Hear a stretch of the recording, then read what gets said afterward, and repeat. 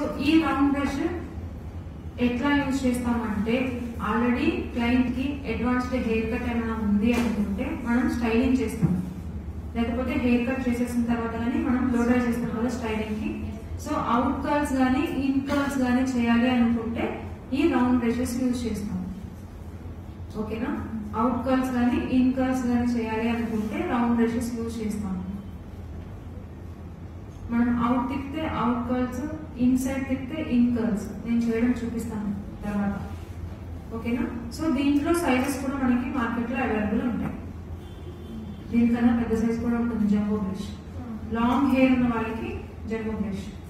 ఓకేనా, సో ఈ sizes size పెద్దదయ్యే కొద్దీ కర్ల్ కూడా కొంచెం లూజ్ కర్ల్స్ వస్తాయి, సైజ్ చిన్నదయ్యే కొద్దీ కొంచెం టైట్ కర్ల్స్ వస్తాయి.